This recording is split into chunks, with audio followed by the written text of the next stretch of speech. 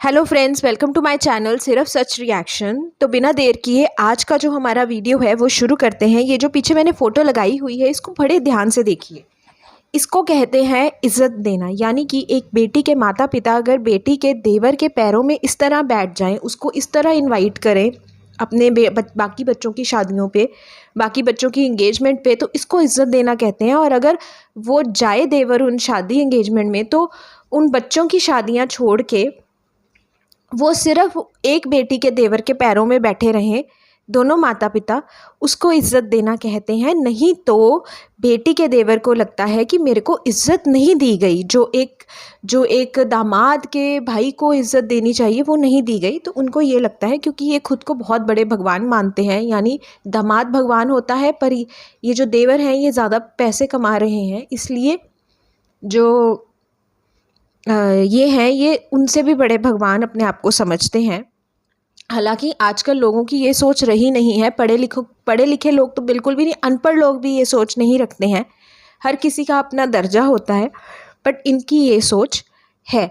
बेटी के देवर की ये सोच है कि एज से कोई बड़ा नहीं होता है। हमारे यहाँ तो दामाद को भगवान कहते हैं और वो ही बड़ा होता है, एज से नहीं।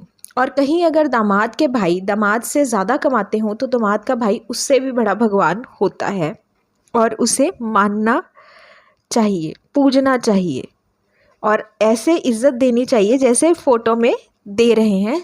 केवल पिता नहीं, माता को भी इसी तरह देवर के पैरों में बैठ जाना चाहिए।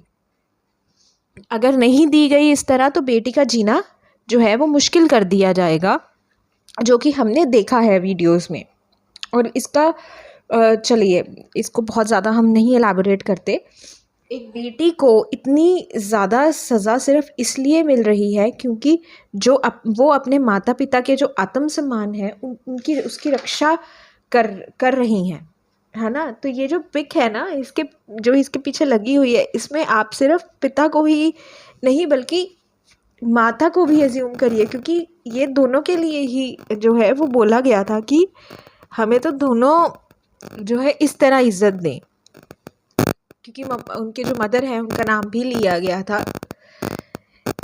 इसको इज़्ज़त देना कहते हैं। पैर में पड़े रहे, अपने बच्चों की शादियां छोड़ दें, उनके जो रस्म व रिवाज हैं वो छोड़ के एक बेटी है उसके जो देवर हैं उनके पैरों में इस तरह पड़े रहे। ये हैं वो संस्कार जिनका गुणगान गाया जाता है बार बार। हम बहुत ज़्यादा संस्कार वाले हैं, हमारे संस्कार बहुत हैं, हम बहुत इज़्ज़तदार लोग हैं, तो इज़्ज़त इस तरह से ये लोग करवाते हैं। जो आदमी अपनी माँ समान, माँ की जो उम्र की लेडी हैं, एकदम माँ समान हो गई, भाभी की मदर हैं तो माँ समान ही हुई, उनके लिए ये सोच रखी हुई है कि मेरे पैरों में बैठें, मेरे सामने झुकें, तो वो इंसान के संस्कार किस लेवल के होंगे ये हम सब सोच सकते हैं। आज पढ़े लिखे लोग हैं, सब सोच सकते हैं। और ये खुलेआम एक बार नहीं बहुत बार बोला गया है। एक बार इस बात पे गालियाँ पड़ी, उसके बाद भी कमेंट में ये इस बार भी लिखा गया कि हम भगवान हैं, हमें भगवान की तरह पूजा जाना चाहिए। एक बेटी खड़ी है अपने माता पिता के आत्मसम्मान की रक्षा के लिए, तो क्या वो गलत है? अगर वो चाहती है कि नॉर्मल इंसानों की तरह डील किया जाए तो क्या वो गलत है?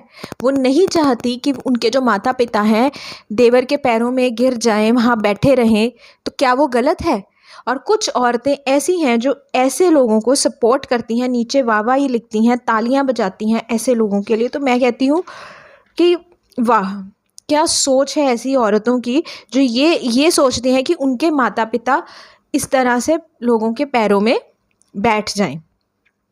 इस तरह की इज़्ज़त ना मिलने पर देवर भाभी के मायके वालों का जो आना है घर में वो बंद करवा देता है, धमकियां देता है कि मैं देखूंगा अगर ये आए तो क्या ये सही है? अपने माता पिता को भी नहीं जाने देते हैं। अगर बहू के घर में कोई फंक्शन होता है, कोई इंगेजमेंट है, लड़की की इंगेजमेंट हुई या और भी फंक्शंस हुए तो नहीं जाने दिया गया, तो क्या ये सही है?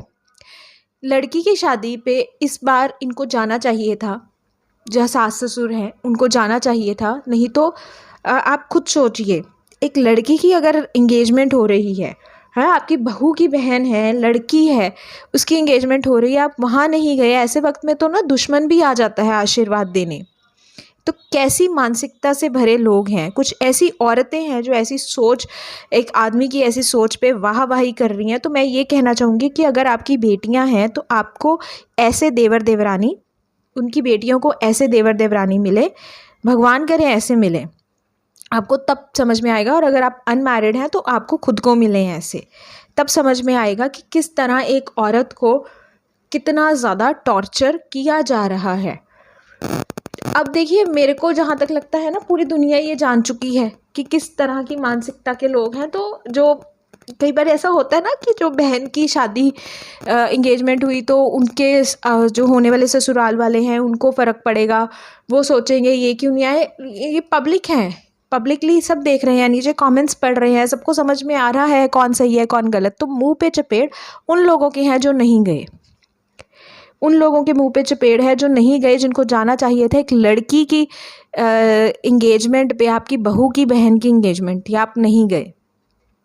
बहुत बहुत बहुत, ये तो मैं कहती हूँ सरासर गलत हुआ है जो नहीं गए। बट इससे बहू को फ़र्क नहीं पड़ेगा, ये मैं लिख के दे देती हूँ, क्योंकि जितना पब्लिकली सच सामने आ गया है उससे जो फ़र्क है ना, वो बस अब कहने की कोई ज़रूरत नहीं है।